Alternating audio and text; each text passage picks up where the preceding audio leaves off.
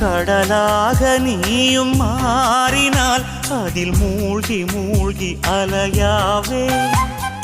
நெருப்பாக நீயும் மாறினால் அதில் சாம்பலாகும் வரம் கேட்பேன். பரிதாரம் பூசும் ஒரு வானவில்லை பரிசாக கேட்கிறேன். பகல் தீபமாகி ஆகாய நிலவை உறவோடு பார்க்கிறேன்.